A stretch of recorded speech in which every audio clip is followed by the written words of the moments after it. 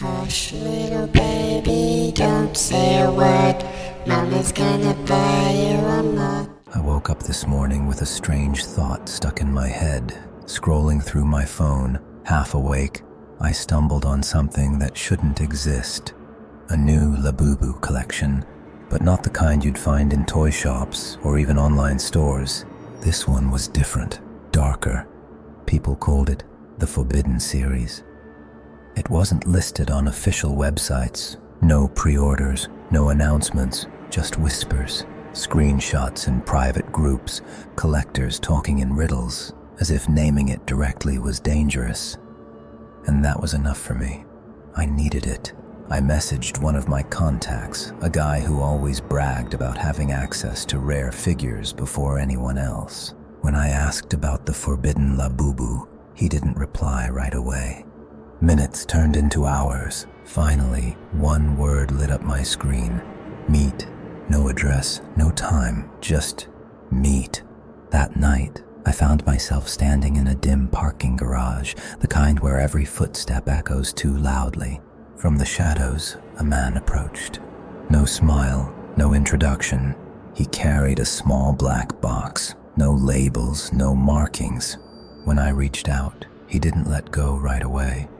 He leaned closer and whispered, "Once you open it, it's yours. Forever." I laughed nervously, thinking he was just playing along with the creepy reputation. But when I blinked, he was gone.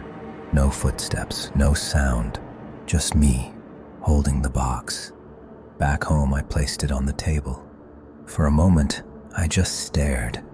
The box seemed heavier than it should have been. Its surface felt warm, almost like skin. Finally, I lifted the lid. Inside was a Labubu figure, but not like the others. This one wasn't smiling. Its face was twisted into something between a grin and a snarl. Its eyes, glassy and dark but not empty. They looked like they were watching me. I felt a chill crawl down my spine. Collectors always joke about haunted toys, but this felt different. This wasn't a joke. That night, I placed the figure on a shelf with the rest of my collection. But I couldn't sleep. Every time I closed my eyes, I swore I heard faint scratching, tiny footsteps across the floor. And once, when I turned on the light, the Labubu wasn't where I left it. It was closer to my bed. Over the next few days, things got worse. My phone began glitching whenever I tried to take a picture of the figure. The screen would distort, colors bleeding into shapes I couldn't recognize. Once, I managed to snap a photo before it froze. And in that image, the Labubu's mouth was wide open, filled with sharp, jagged teeth. But when I looked back at the shelf, the figure was normal again. Normal, if you can call it that. Friends stopped visiting. They said my apartment felt wrong, like the air was heavy. One of them swore he saw something move in the corner of his eye, a small shadow darting across the room. He left and never came back.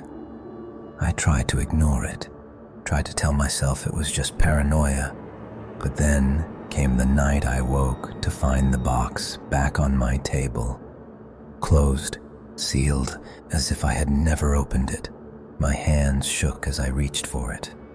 This time, when I opened the lid, the figure wasn't alone. There were two, identical, both staring at me. I wanted to scream, but no sound came out. I slammed the lid shut and ran. I don't even remember grabbing my keys.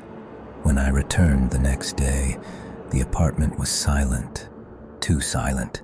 The box sat exactly where I'd left it. But now, it was empty. I searched every corner, every drawer, every closet.